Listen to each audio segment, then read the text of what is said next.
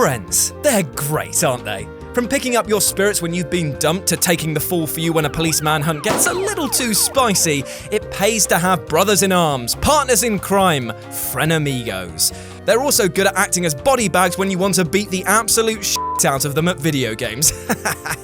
Oh, at least you tried there, Steve. Yet, as times are moving on, less and less games are offering up the ability to dole out some couch co-op cock-kicking. So before this medium is relegated to the dingy basement of the past, let's drag it up the stairs by its rusty chains and show them sunlight just one more time. With this in mind, I'm Jules from WhatCulture.com, and these are 10 classic multiplayer video games you must play before you die.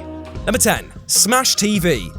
Oh boy, what a game to kick this list off. Smash TV, aka the game with the same name as the channel your mum appears on a lot, has got everything I love about gaming, violence, prizes, and references to RoboCop. I literally would buy that for $1, by the way. This is such a blast with mates as you engage in a touch of the old ultra-violence, smattering foul mouth breathers left, right, and center in your quest for 500 expensive toasters. It's dripping in blood and satire as the hosts of the show comment on your murder spree with sickening smarm. It's a great bonding exercise for you and a mate to plow through the rabid hordes, and it's still as fun today as when it came out. Lovely stuff.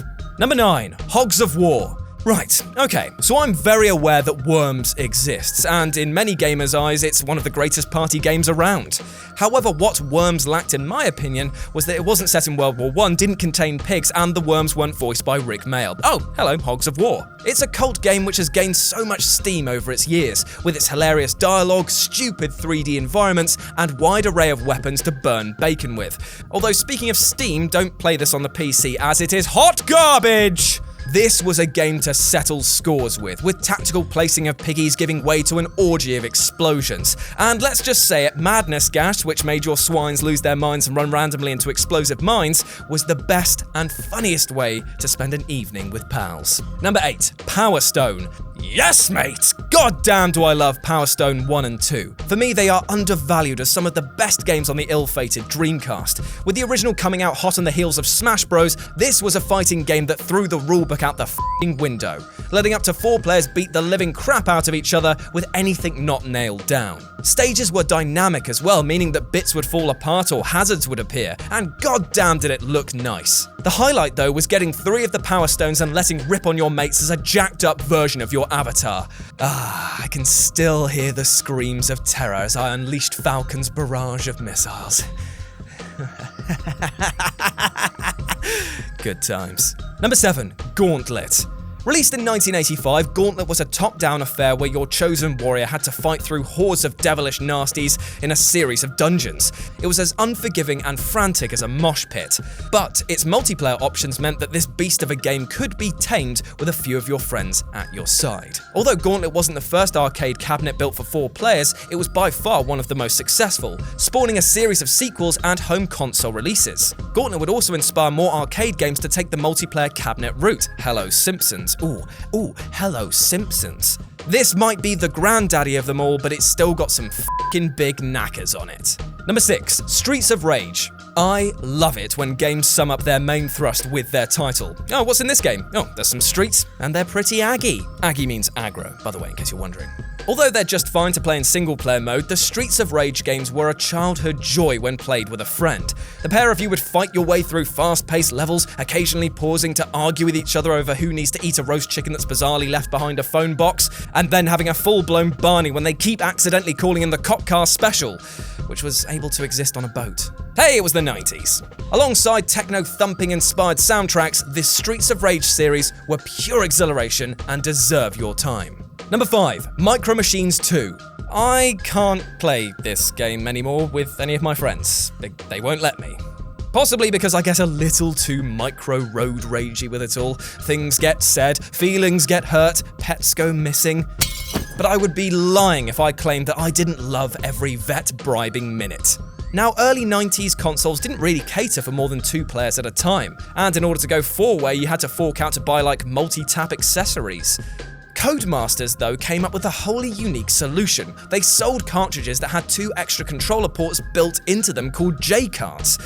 And no, I'm not entirely sure what J-Kart stands for either. Micro Machines 2 Turbo Tournament took full advantage of this new multiplayer accessibility. It even boasted that you could play with 8 players on 4 joypads, although sharing a joypad was a bizarre way to play this game. What this created was something insanely beautiful, something chaotic, something that could only have been Micro Machines 2. Number 4. Mario Kart 64. There have been many incarnations of Mario Kart since it power slid its way into our lives back on the Super Nintendo in 1992. However, it was with the birth of 4-player racing in Mario Kart 64 that the world embraced Mario Kart 64 into the deepest, darkest bits of our hearts. With the N64 being a console whose very reason of existence was multiplayer functionality, Mario Kart was the perfect fit, a social evolution of the series from its 2-player SNES heyday. Never have close friendships been put to the test more than a perfectly timed red shell taking you out on the last lap of a race you're about to win.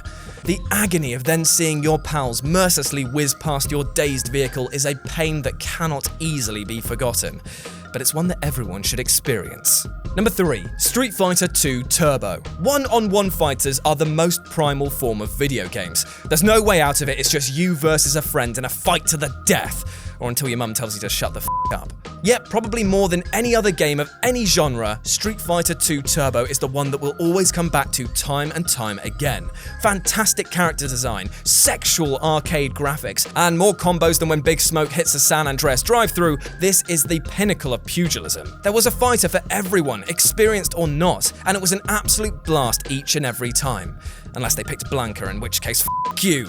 Number 2. Pocky and Rocky. Okay, this game is literally the tits, and literally the shit. It's the shitty tits all rolled into one f***ing phenom of a game. Taking control of a tanuki called Rocky and a little girl named Pocky, it's up to you to cure a race of goblins from their curse of insanity. And by cure, I mean that you walk around and f*** these creatures up by throwing cards and leaves at them until they die. Just like the Tory NHS thing. In 2-player mode, it's just so much fun, with frantic dashes around the screen to avoid all manner of attacks being the order of the day.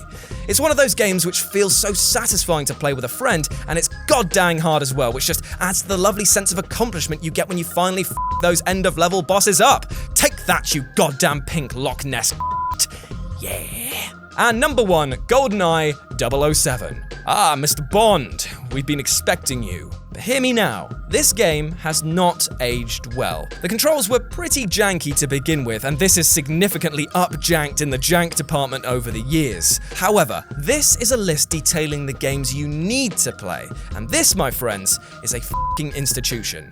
At the time, Goldeneye was the game that had everything you'd want from a multiplayer FPS, well-designed levels, fun game modes, and a cracking arsenal of weapons. The game changed the way we play multiplayer FPS, and what we played it on too. At the time of its release, the genre was more accustomed to the world of the PC, but GoldenEye shifted it towards console audiences, allowing successors such as Call of Duty and Halo to reign supreme in its wake.